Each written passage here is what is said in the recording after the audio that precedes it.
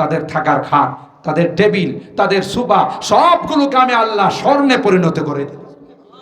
কথা বলেন ঠিক কিনা? তোমরা তো নাচবা, মদ খাইবা, গান শুনবা, গার্লফ্রেন্ড নিয়ে কক্সেস বাজারে যাইবা, এটা জান্নাতে। সুবহানাল্লাহ কবেন না? এটা কোথায়? এটা জান্নাতে। তোমরা কবরে যাওয়ার সাথে সাথে ড্যান্স দেওয়া শুরু করবা, মদ খাওয়া শুরু করবা, গান গাইতে শুরু করবা, কারণ দুনিয়াতে এগুলো বর্জন করছো। আর এরা দুনিয়াতে আচ্ছা তাহলে 31 নাইট পালন করছে, এরা দুনিয়াতে ভ্যালেন্টাইন ডে পালন করছে। কবরে যাওয়ার সাথে সাথে শক্তিশালী ফেরেশতা দিয়া লোহার তরমুজ দিয়ে আমি বলবো যে আচ্ছা তাহলে পিতা। কথা বলেন ঠিক কিনা? কারণ এদের পরকালে কোনো সুখ শান্তি না, এদের শুধু পিটানো। পিটাইতে পিটাইতে ফেরেশতারা মেরুদণ্ড ভেঙ্গে চুরমার করে ফেলবে। নাচার জন্য তো মেরুদণ্ড ঠিক থাকা লাগে, তো মেরুদণ্ডই নাই, ভাঙ্গা ফেলাইব। কথা বলেন ঠিক কিনা? তুমি কেন তাদের সাথে মাতোয়ারা হয়, তাদের সাথে তাল মিলিয়ে তুমি কেন রাত 12টা 5 মিনিটের মধ্যে নববর্ষকে বরণ করার জন্য তাদের মতো কালচারে নিমজ্জিত হয়ে তুমি কেন অনিসলামিক কার্যকলাপ বিজাতীয় কালচারে নিমজ্জিত হয়ে তুমি কেন তাদের সাথে যাবে? তোমাকে তো মনে করতে হবে তোমার জন্য আল্লাহ পরকাল রেখেছেন, তোমার জন্য আল্লাহ জান্নাতের ব্যবস্থা রেখেছেন। কথা বলেন ঠিক কিনা? সম্মানিত সুধী, বিশেষ করে আলহামদুলিল্লাহ আমি অত্যন্ত খুশি, মোবারকবাদ জানাই আমার এই এলাকার যুবকদেরকে। যে পরিমাণ যুবক আজকের এই মাহফিলে অংশগ্রহণ করেছেন, আমি আশা করি আমার এই যুবকরা কোনোদিন এই বিজাতীয় কালচারের মধ্যে নিমজ্জিত হবে না। কথা বলেন ঠিক কিনা? বলেন ইনশাআল্লাহ। ইনশাআল্লাহ আমরা বিজাতিদেরকে চ্যালেঞ্জ করতে চাই, তোমাদের কালচার আমাদের কালচার নয়, আমাদের কালচার হলো জান্নাতি কালচার, আমাদের কালচার হলো পরকালের কালচার। কথা বলেন ঠিক কিনা? আমাদের কালচার হলো নবীওয়ালা কালচার। কথা বলেন ঠিক না বেঠি? আমরা তোমাদের কালচারে মাতোয়ারা হব না, কারণ আমাদের পরকাল আছে, আমাদের আসল টার্গেট আছে। আমরা তোমাদের কালচারকে বিসর্জন করে, তোমাদের কালচারকে আমরা বর্জন করে আমরা কোরআনী কালচারের মধ্যে চাতক পাখির মতো মৌমাছির মতো বসে আছি। কথা বলেন ঠিক কিনা? আমরা সেই হাদিসের উপর আমল করব, হাসিবু ক্বাবলা আন তুহাসাবু। তোমার কাছ থেকে 2024 সন বিদায় নিয়ে গেল, চলো রাত 12টা 5 মিনিট 12টা বাজার পর আমরা একটা বছরের গুনার জন্য আল্লাহর কাছে ক্ষমা চাই। কথা বলেন ঠিক কিনা? আমরা 2025 সনের কি করব? আল্লাহর কথা মতো চলবো, নবীর তরিকা মতো চলবো, জান্নাতের কাজ করব। এই জন্য আল্লাহর কাছে আমরা প্রতিজ্ঞা ব্যক্ত করব, না তোমাদের মতো অপচয় করে, তোমাদের মতো মানুষকে কষ্ট দিয়ে, আতশবাজি করে, রাষ্ট্রীয় আইন ভঙ্গ করে, ইসলামের আইন ভঙ্গ করে আমরা এই জাতীয় কোনো নোংরা কালচারে লিপ্ত হব না। আমরা কোরআনী কালচারে লিপ্ত হওয়ার জন্য প্রয়োজন হলে, তোমার যদি বিশ্বাস না হয় আসো এই নাখালপাড়াবাসী এবং আব্দুল মজিদ হাফিজা মাদ্রাসার মাহফিলে চতুর্দিকে আমার যুবকরা, মুরব্বীরা, মধ্যবয়সীরা, পর্দার আড়ালের মা বোনরা বসে বসে কোরআনের আওয়াজ শুনতেছে। আর রেডিও হচ্ছে যে 12টা বাজার সাথে সাথে আমরা মহান মালিকের কাছে হাত তুলে তাওবা করব। কথা বলেন ঠিক কিনা? মালিকের কাছে কান্নাকাটি করব যে আল্লাহ 2024 তো চলে গেছে, মাফ চাই, আমার জীবনের একটি মূল্যবান বছর বিদায় নিয়ে গেল, মাইনাস হয়ে গেল, জানি না আর কই বছর বাঁচবো, তুমি তো জানো, তোমার কাছে আমার হায়াত আর মৌত। আল্লাহ আগামী 2025 সন যেন আমি সুন্দরভাবে কাটাইতে পারি, সেই তৌফিক আমাদেরকে দান করো। কথা বলেন ঠিক না? সম্মানিত সুধী, এই জন্য আলহামদুলিল্লাহ মোবারকবাদ জানাই আপনাদেরকে, যারা আজকে অনেকক্ষণ পর্যন্ত ধৈর্য ধরে কোরআনের আকর্ষণ আর কোরআনের চুম্বকে আপনারা আকর্ষিত হয়ে এখানে বসে আছেন।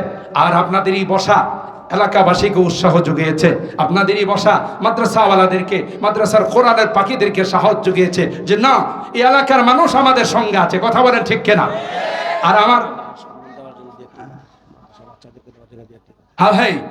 আমার এই এলাকাবাসী যারা আছে, বিশেষ করে আমার যুবকরা, আপনাদেরকে একটা অগ্রিম কথা বলা যায়।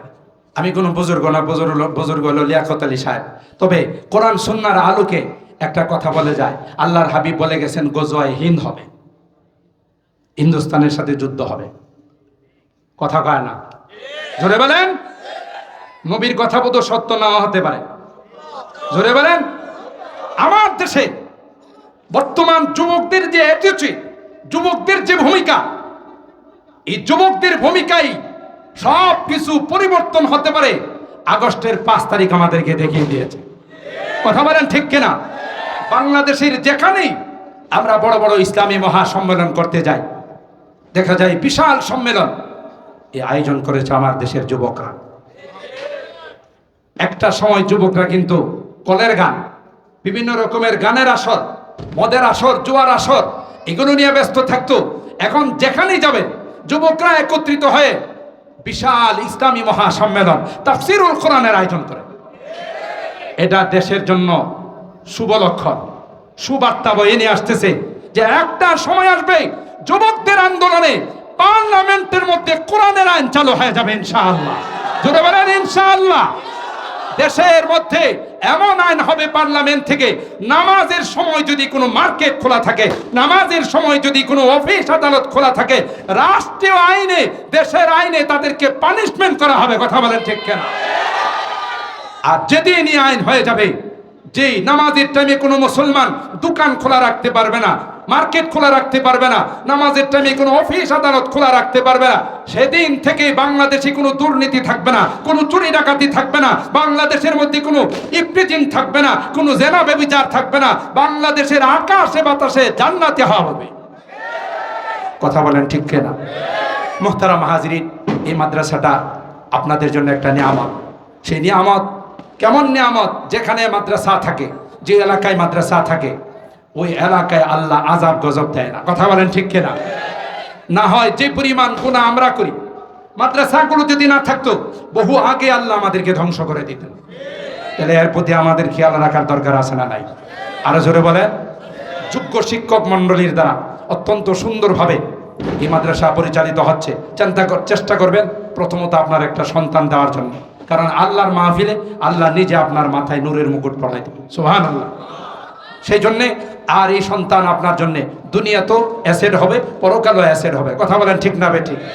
দ্বিতীয়ত যাদের সন্তান নাই, ব্লাড কানেকশনের যারা আছে তাদেরকে দেওয়ার চেষ্টা করবেন। তাও যদি না হয়, এখানে যারা লেখাপড়া করে মাদ্রাসার হুজুরদের সঙ্গে যোগাযোগ করে তাদের খরচ, তাদের বরণ পোষণ, তাদের মহব্বত আর ভালোবাসা নিয়ে এগিয়ে যাওয়ার চেষ্টা করব। কথা বলেন ঠিক না বেঠিক? আল্লাহ আমাদের কবুল করেন, বলেন আমিন। কাটায় কাটায় 12টা হয়ে গেছে, এরা আতশবাজি করবে আর আমরা আল্লাহর কাছে মাপ চাই। কথা বলেন ঠিক কিনা? আর আমারই সন্তান যারা এগুলো করতেছে, আমাদের বাইরের কেউ নয়, হয়তো আপনার সন্তান, আমার সন্তান, হয়তো আপনার যুবক ছেলে, আমার যুবতী মেয়ে, আমার আপনারও দায়িত্ব আছে তারা যেন এইগুলো বিজাতীয় কালচারে লিপ্ত না হয়, তাদেরকে বারণ করা। কথা বলেন ঠিক কিনা? আমরা নেক্সট ডে থেকে আমার সন্তানকে বিজাতীয় কালচার উদযাপন করার জন্য আমরা দেব না। বলেন ইনশাআল্লাহ। আরো জোরে বলেন ইনশাআল্লাহ। হাত তুলেন, হাত তুলেন, হাত তুলেন। আর বিজাতীয় কালচারে আমার সন্তানদেরকে আমরা নিমজ্জিত হতে দিব না। আমরা মুসলমান, আমাদের আসল টার্গেট হলো জান্নাত। আল্লাহ তুমি কবুল করে নাও, আমিন বলেন। চলুন আমরা মোনাজাতে চলে যাই। 12টা বেজে গেছে। আমরা মোনাজাত করব এই মাদ্রাসার জন্য, এলাকাবাসীর জন্য, যারা মূর্তিগান কবরে শুয়ে আছেন তাদের জন্য, আমাদের প্রিয় মাতৃভূমি বাংলাদেশ, এদেশের যারা বিশৃঙ্খলা সৃষ্টি করতে চায়, যারা এদেশে অশান্তি সৃষ্টি করতে চায়, তাদের হাত থেকে যেন আল্লাহ হেফাজত করে সুন্দর একটি শান্তিময় বাংলাদেশ আমাদেরকে উপহার দেন। বলেন আমিন। যারা এই নতুন স্বাধীনতার জন্য শাহাদত বরণ করেছেন তাদের রূহের মাগফিরাতের জন্য, যারা আহত হয়ে হাসপাতালে চিকিৎসাধীন আছেন তাদের সুস্থতার জন্য আমরা মহান রব্বে কারীমের দরবারে, এবং এই এলাকার যে মুরব্বীরা শুয়ে আছেন, বর্তমানে যারা বেঁচে আছেন, সকলের জন্যই, মা বোনদের জন্য আমরা মহান রবের দরবারে দোয়া করি। আল্লাহুম্মা ইহদিনাস সিরাত